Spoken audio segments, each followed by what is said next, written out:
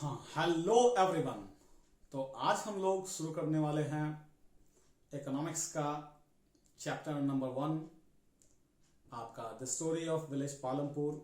Economics का CBSE board का हम लोग बात करेंगे इसी के बारे में। आपको याद होगा हमने पिछले टॉपिक में प्रोडक्शन के बारे में बात किया था और प्रोडक्शन को हमने डिफाइन किया था। फिर हमने पालमपुर हाइपोथेटिकल विलेज का चर्चा किया था और हमने ये भी आपको बताया था कि क्यों ये विलेज आखिरकार हाइपोथेटिकल विलेज से हम कैसे प्रोडक्शन टर्म को समझते हैं। ठीक है, हमने फैक्टर्स ऑफ प्रोडक्शन के बारे में भी चर्चा किए थे। हमने ऑर्गेनाइजेशन ऑफ प्रोडक्शन के बारे में हमने जिक्र किया था। फिर हमने ये भी बताया था कि सबसे बढ़िया फैक्टर कौन है, मतलब वो आपका ह्यूमन कैपिटल है ना। तो चारों फैक्टर्स के बारे में हमने डिस्कस किया। अब इसके बाद हम और आगे बढ़ते हैं, चैप्टर को आगे बढ़ाते हैं और अगले टॉपिक की तरफ देखते हैं। ठीक है, विलेजर्स के बारे में बात करते हैं। फिर से पालमपुर को एग्जाम्पल के रूप में लेकर के आगे बढ़ते हुए समझने की कोशिश करते हैं कि रियल लाइफ में आखिरकार प्रोडक्शन का क्या महत्व है। ठीक है, समझते हैं। देखिए, फार्मिंग इन पालमपुर, ये आपका टॉपिक है इकोनॉमिक्स क्लास 9 की सीबीएसई बोर्ड की बुक का। ठीक है, तो अभी देखिए इसमें फार्मिंग इन पालमपुर में इसमें दो टॉपिक्स पहले अभी हम आज कवर करने जा रहे हैं। आज हम लोग जो बात करेंगे ये दो टॉपिक के बारे में हम जिक्र करेंगे। ठीक है, आप देखते जाइए और आराम से कंसंट्रेशन के साथ समझिएगा। तो मुझे नहीं लग रहा है कि आपको दिक्कत होने वाली है। बस यही है कि ध्यान रखिएगा, थोड़ा कंसंट्रेशन के साथ देखिए। ठीक है, और अकेले में आराम से बैठ करके देखिए, आपको पूरा पूरा समझ में आएगा। ठीक है, ये देखिए आप समझते हैं जरा सा ध्यान से। देखिए अभी लैंड इज फिक्स्ड, हम लोग इस टॉपिक को समझेंगे और उसके बाद हम बात करेंगे is there a way one can grow more from the same land. तो क्या कोई ऐसा उपाय भी है जिससे कोई आदमी ज्यादा से ज्यादा उपजा सकता है सेम पीस ऑफ लैंड से। तो हम लोग सेकंड टॉपिक ये है। तो शुरुआत करते हैं लैंड इज फिक्स्ड। जैसा कि हमने पहले ही आपको बताया है कि भाई विलेजर्स है ना, पालमपुर के विलेजर्स के पास लैंड फिक्स है but they want to increase their production. क्योंकि लैंड तो बढ़ाया नहीं जा सकता ना, it is not a rubber या च्युइंगम नहीं खींच करके लंबा कर दिया, नहीं, इसमें तो भाई आपको थोड़ा ये बढ़ नहीं सकता है। तो विलेजर्स ने कोई तरकीब अपनाया। अब क्या तरकीब अपनाया आप समझेंगे इसको। क्या तरकीब अपनाया विलेजर्स ने? देखिए विलेजर्स ने क्या चालाकी की कि जो जो वेस्ट लैंड थे, मतलब बेकार के जो भी जमीन थे, उन लैंड को अपने लिए यूज किया, उनको कल्टीवेबल लैंड के रूप में यूज कर दिया, है ना। और इस तरह से थोड़ा सा कल्टीवेशन का एरिया बढ़ गया। तो थोड़ा कल्टीवेशन का एरिया बढ़ा तो प्रोडक्शन भी बढ़ा, है ना। तो ये पहला वाला लैंड इज फिक्स्ड। तो पहला वाला टॉपिक हमने समझ लिया कि land is fixed, it can not be stressed. ठीक है, so the villagers tried to increase their land by using the wastelands and turning these wastelands into cultivable lands to increase the production. अब production increase हो गया क्योंकि भाई देखिए demand food grain का बढ़ेगा और चाहेंगे हम लोग ज्यादा से ज्यादा प्रोड्यूस करने के लिए फूड ग्रेन्स का, इसलिए तो उन्होंने ये तरीका अपनाया। इसके बावजूद भी वो चाहते थे कि नहीं हम और ज्यादा उपजाए। So how it is possible, यही है हमारा नेक्स्ट टॉपिक। देखते हैं is there a way one can grow more from the same land. क्या कोई और तरीका भी है कि इस लैंड से हम ज्यादा से ज्यादा उपजा सकते हैं? देखते हैं। ठीक है एक तरीका, वो तरीका पालमपुर के लोगों ने अपनाया, दैट वाज मल्टीपल क्रॉपिंग। अब देखते हैं मल्टीपल क्रॉपिंग क्या होता है। एक ही जमीन पर, एक ही लैंड पर, है ना, एक ही लैंड पर एक ही सीजन में एक से ज्यादा क्रॉप्स उपजाने को हम लोग बोलते हैं, ये मल्टीपल क्रॉपिंग बोलते हैं। तो उम्मीद है कि आप मल्टीपल क्रॉपिंग आप समझ गए होंगे। To grow more than one crop on the same piece of land during a year is called multiple cropping. एक ही लैंड पे अलग अलग तरह के फसलों का उत्पादन करना एक साल में, एक सीजन में, that is called multiple cropping. And this was brought into execution by the villagers. ये चीजें विलेजर्स के द्वारा लाई गई। क्यों? क्योंकि they wanted to increase the production of the food grains. तो देखिए कैसे कैसे उन्होंने मल्टीपल क्रॉपिंग किया, जरा हम इसको समझने की कोशिश करते हैं। ठीक है, अब देखिए उन्होंने क्या किया, कैसे बढ़ाया। सबसे पहले देखिए पालमपुर ये गांव जो है इसका मैच करता है बहुत कुछ, इसका एरिया, इसके कल्टीवेशन का तरीका वेस्टर्न पार्ट ऑफ यूपी से, है ना, it resembles the its way of cultivation soil that resembles the western part of Uttar Pradesh. ये मैच करता है उत्तर प्रदेश के वेस्टर्न पार्ट से, ठीक है, पालमपुर का ये इलाका। तो देखिए during it happens that whenever there is, जब रेनी सीजन रहता है तो kharif crops are grown, kharif crops are grown during rainy season. Rainy season के टाइम में जो विलेजर्स हैं, पालमपुर के लोग जो हैं, वो खरीफ क्रॉप्स उपजाते हैं, जैसे ज्वार एंड बाजरा। वो ज्वार और बाजरा को उपजाते हैं रेनी सीजन के टाइम में, खरीफ क्रॉप्स को। These crops, jowar and bajra, they are used as cattle feed. तो ये ज्वार एंड बाजरा उपजने के बाद इसको पशु लोग को खिलाया जाता है, ठीक है। यही नहीं, दिसंबर तक, मतलब अक्टूबर से लेकर के दिसंबर तक, ठीक है, ये सीजन है जब अक्टूबर, नवंबर और दिसंबर, इन सीजन में पोटैटो उपजाया जाता है, ठीक है। So from October to December potato crops are grown, उपजाया जाता है पोटैटो क्रॉप्स। अब देख लीजिए, ये साल में हमने शुरुआत में आपको बोला खरीफ क्रॉप्स उपजाते हैं जब रेनी सीजन आता है, तब जैसे हमने ज्वार एंड बाजरा का एग्जांपल दिया, और जो कि कैटल फीड के रूप में इस्तेमाल किया जाता है पालमपुर के लोगों के द्वारा। फिर हमने बोला कि अक्टूबर, नवंबर और दिसंबर का ये टाइम है जबकि आपका आलू उपजाया जाता है, ठीक है, तो पोटैटो को उपजाया जाता है। उसके बाद अब दिसंबर के बाद जनवरी, फरवरी, है ना, ये ठंडी का टाइम आता है, मतलब विंटर सीजन। अब विंटर सीजन में, जाड़े के मौसम में उपज जो होती है रबी क्रॉप्स की। During winter season rabi crops are grown like wheat, जैसे व्हीट हो गया, तो व्हीट को उपजाते हैं पालमपुर के लोग। और जब भी ये व्हीट बहुत ज्यादा उपज गया, खाने से ज्यादा, तो हम तो सड़ाएंगे नहीं ना, फेंकेंगे नहीं ना, तो क्या करते हैं, वही व्हीट को ले जाकर के बगल वाले गांव यानी रायगंज में जाकर के सेल कर देते हैं। So the villagers whatever surplus food grains they have grown, they sell it at the near by village Raiganj. तो रायगंज में जाकर के बेच दिया। अब यही नहीं, एक छोटा सा एरिया ये लोग छोड़ देते हैं, किसके लिए भाई, शुगर केन के लिए।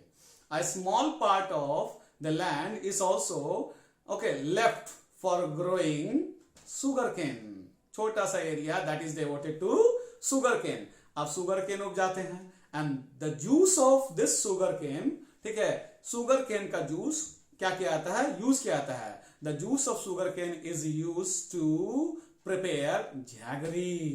Jaggery means गुड़, गुड़ बनाने के लिए इसका यूज किया जाता है। और यही जैगरी ले जाकर के बगल वाले शहर, टाउन, है ना, शाहपुर में जाकर के बेच देते हैं। तो इस तरह से ये मल्टीपल क्रॉपिंग का काम यहां चल रहा है। तो हमने मेनली यहां 3 क्रॉप्स का जिक्र किया पालमपुर वाले लोगों ने, ठीक है।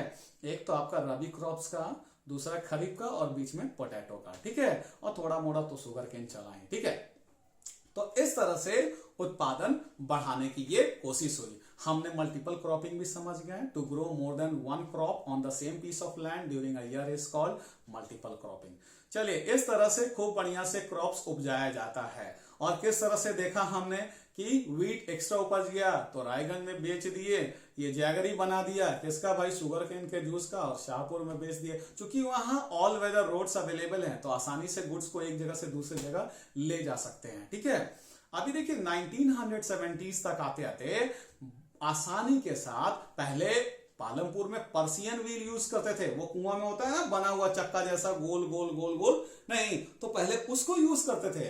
फिर उसके बाद थोड़ा सा डेवलप हुआ, इलेक्ट्रिसिटी केम, है ना, और उसके बाद तो कहना ही नहीं, tubewells were used, okay, and today the whole area 200 hectare land is irrigated by the villagers easily, and in that way the production has increased. तो देख लीजिए पालमपुर के लोग कितने अच्छे से प्रोडक्शन को समझते हैं और प्रोडक्शन बार बार बढ़ाते हैं और उसको अवेल करते हैं।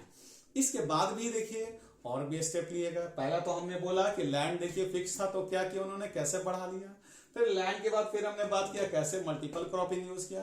तो मल्टीपल क्रॉपिंग हमारा पुराना सिस्टम है उपज करने का। इसमें क्या करते थे, काउ डंग यूज करते हैं, थोड़ा बहुत पानी लगता है, ठीक है, इससे भी इन लोगों को थोड़ा सा लगा कि नहीं और ज्यादा we can grow more and more, ठीक है। तो इनको लगा कि और ज्यादा उपजा सकते हैं। तो भाई और ज्यादा कैसे उपजा सकते हैं, तो इसके लिए उन्होंने देखा 1960s के लेट में, मतलब in late 1960s, okay, HYV seeds were introduced, high yielding varieties.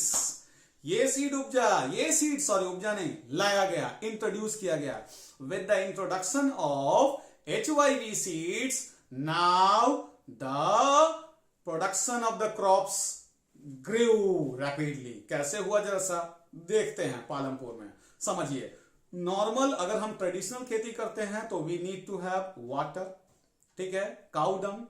But when you are using HYV seeds, okay, the production will increase only when there is the proper availability of irrigation, मतलब बहुत ज्यादा पानी की मात्रा चाहिए। इसके अलावा और क्या चाहिए, केमिकल फर्टिलाइजर्स चाहिए। इसके अलावा क्या चाहिए, पेस्टिसाइड्स चाहिए।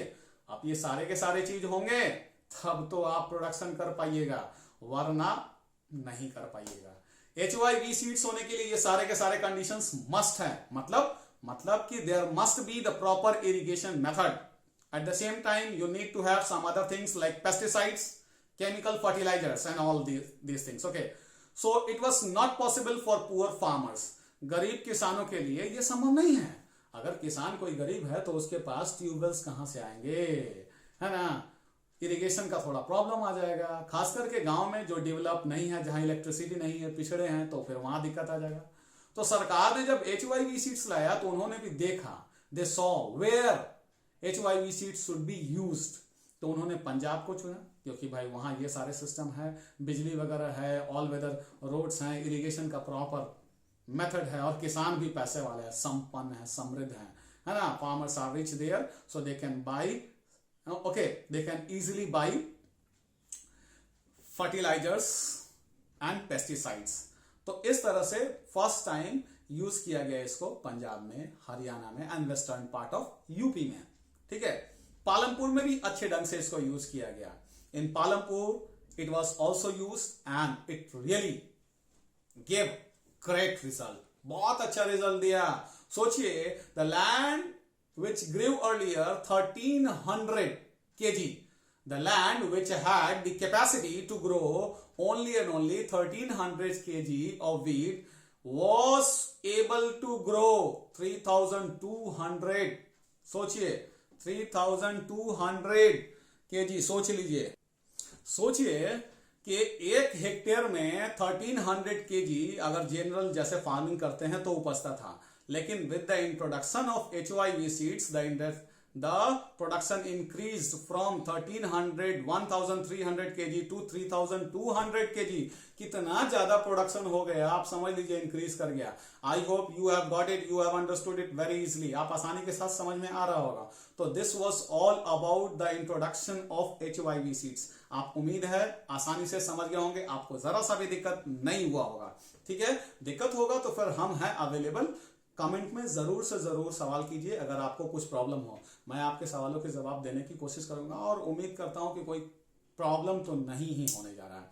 तो हमने देख लिया लैंड इज फिक्स, आसानी से कैसे waste lands were converted into cultivating, है ना, cultivable land to increase the production of the food grains. फिर हमने देख लिया is there a way one can grow more from the same piece of land. Yes, बिल्कुल, of course, by using, है ना, they adopted multiple cropping system. Rabi crops देखा, खरीफ देखा, और उसके बाद पोटैटो देखा, है ना, और किस तरह से प्रोडक्शन अच्छा से अच्छा हुआ। फिर हमने देखा कि लेट 1960s में कैसे इंट्रोड्यूस किया गया HYV सीड्स, और HYV सीड्स होने के पीछे क्या क्या चीजें और चाहिए। अगर हम HYV सीड्स यूज करते हैं तो केमिकल फर्टिलाइजर्स चाहिए, है ना, उसके अलावे हमारे पास प्लेंटी ऑफ वाटर चाहिए, मतलब इरिगेशन का प्रॉपर मेथड चाहिए, पेस्टिसाइड्स चाहिए, और ये सिर्फ एक अमीर किसान के लिए पॉसिबल है। और इसीलिए सरकार ने इसे कहां इंट्रोड्यूस किया, हरियाणा में, पंजाब में, और उसके बाद वेस्टर्न पार्ट ऑफ यूपी, जो दिल्ली से सटा हुआ इलाका है, वहां पर, ठीक है। और इस तरह से प्रोडक्शन इंक्रीज हो गया। आप देख लिए 3200 kg पर हेक्टेयर उपज रहा है, जहां की 1300 kg पर हेक्टेयर उपजता था, तो कितना ज्यादा प्रोडक्शन बढ़ता है। तो इस तरह से हमने ये टर्म प्रोडक्शन के बारे में जाना, समझा, और उम्मीद करते हैं आपको भी पूरा समझ में आ रहा होगा और एंजॉय कर रहे हैं वीडियो। बस सब्सक्राइब करना मत भूलिएगा, और जरूर से जरूर मेरे चैनल को सब्सक्राइब कीजिएगा। इफ यू फील है ना, my video is good, you are taking interest in it, you like it, you subscribe it. Okay, please do subscribe it if you like it. अगर ये आपको समझ में आ रहा होगा, पसंद आ रहा होगा, तो बस इसको सब्सक्राइब करना ना भूले. Okay, till then bye bye. बहुत ही जल्दी नेक्स्ट वीडियो में मिलेंगे. ठीक है, अगले वीडियो में हम समझना शुरू करेंगे कि HYV सीड्स को यूज किए तो उससे मुझे क्या क्या नुकसान हुआ. अगले वीडियो में हम लोग इसके बारे में जानेंगे. ठीक है, till then bye bye and do subscribe my channel. Thank you.